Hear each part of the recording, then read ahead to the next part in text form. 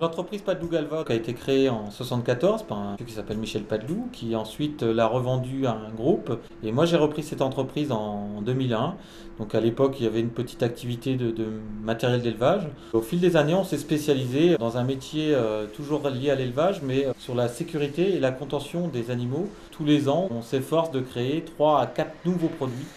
Alors, ce qui nous a emmené à embaucher des personnes handicapées, c'est donc avant tout la première chose, c'était les fameux 6% de cotisation que nous devions verser si nous n'avions pas l'effectif de travailleurs handicapés, puisque nous sommes plus de 20 salariés. On a fait une démarche auprès d'Eau et Promoté dans un premier temps. À l'époque, ils nous ont présenté Yvan, qui a passé un mois dans un premier temps ici en stage. Et suite à ce stage, on a créé un emploi, on a créé un contrat de façon à pouvoir l'intégrer dans l'entreprise. Avant, j'ai eu mon CAP tourneur en sortant de l'école. J'ai trouvé un travail dans une entreprise. Je suis resté 15 ans dans la même entreprise. J'ai eu mon accident de moto.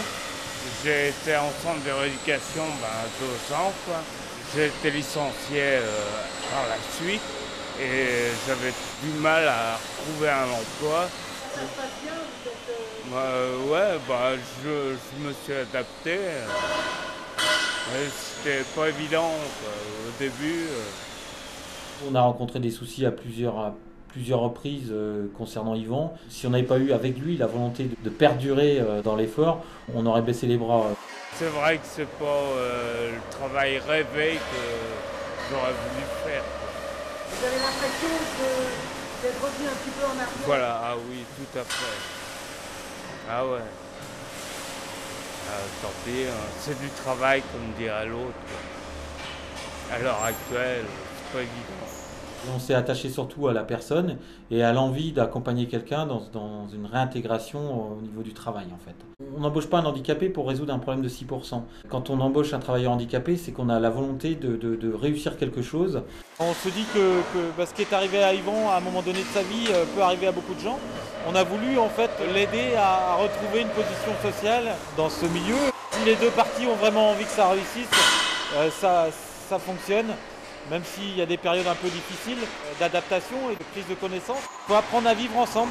Je pense qu'aujourd'hui c'est réussi parce que Yvan a un travail, a une famille et est en train de finir la construction d'une maison. Pour moi je peux dire qu'il a gagné et si on a pu l'aider à y arriver, tant mieux. Je peux pas rester à rien faire quoi. Faut que je m'occupe, comme dit à l'autre, mes 10 doigts. C'est le travail avant tout, c'est ma nature. On va pouvoir réellement construire un projet à long terme avec Yvan. Maintenant on se connaît bien, il ne manque plus qu'une clé et après on va à nouveau franchir une autre étape.